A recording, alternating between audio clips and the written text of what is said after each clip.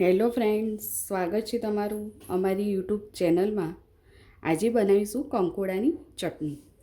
કંકોડાની ચટણી સરસ મજાની એવી ઘર ચટણી જે તમને રોટલા, ભાખરી કે થેપલા સાથે પણ સારી રીતે ખાઈ શકો છો. તો કઈ રીતે બનાવીશું આ કંકોડાની ચટણી એ મારી રેસીપી હું તમારી સાથે શેર કરું છું. મેં અત્યારે 6 જેટલા કંકોડા લીધેલા છે. કંકોડાને ધોઈને રેડી કરી દીધા છે. તો કંકોડાને ઉપરનો ભાગ આવી રીતે કાઢી દઈશું અને 2 ફાડા કરી દઈશું. તો બધા જ કંકોડા આવી રીતના આપણે 2 ફાડામાં કરી દઈશું. બધા જ કંકોડાના 2 ફાડા કરી દીધા છે. રોટલી બનાવતા હોય એ તવી લઈશું અને તવીની ઉપર આવી રીતે ઊંધા ભાગમાં પહેલાં શેકી દઈશું. તો શેકવા માટે પહેલાં ઊંધો ભાગ કરી દઈશું અને આવી રીતના ગોઠવી દઈશું. પહેલાં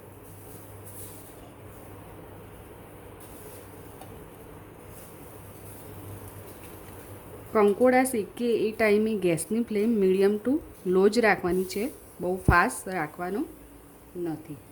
આવી રીતના કરીને ઉપર ડીશ ઢાંકી દઈશું.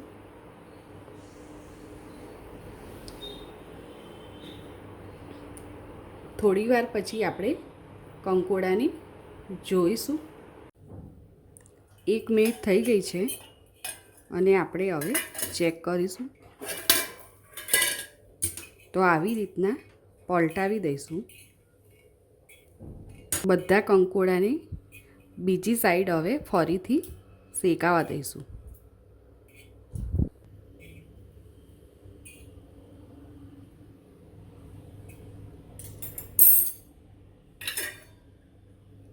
ડીશને ફરીથી ઢાંકી દઈશું. 1 મિનિટ પછી ફરીથી આપણે ચેક કરીશું. તો કંકોડાને ચેક કરી લઈશું.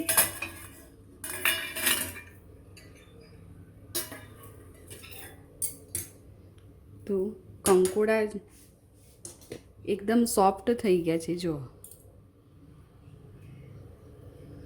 તો કંકોડાને એક પ્લેટમાં કાઢી લઈશું. ગેસની ફ્લેમ બંધ કરી દઈશું.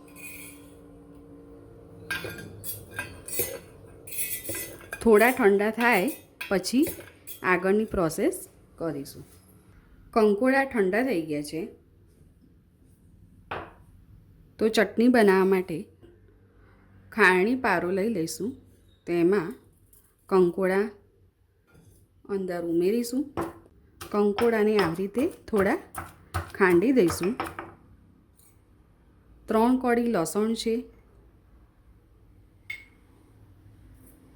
અહીંયા મેં ગોળ લીધો છે. તો ગોળ ઓપ્શનલ છે. જો તમારે ગળી ચટણી ખાવી હોય તો તમે ગોળનો ઉપયોગ કરી શકો છો, નહીતર સ્કીપ કરી શકો છો. તો અહીંયા મેં ગળપણ માટે થોડું ગોળ ઉમેર્યો છે. સ્વાદ અનુસાર મીઠું, ધાણા જીરું પાવડર અને લાલ મરચું પાવડર બધું મિક્સ કરી દઈશું અને સારી રીતે ખાંડી દઈશું. જેમ જેમ ખાંડતા જઈશું તેમ સાથે સાથે ચટણીને દરેક સાઈડમાંથી મિક્સ કરતા જઈશું.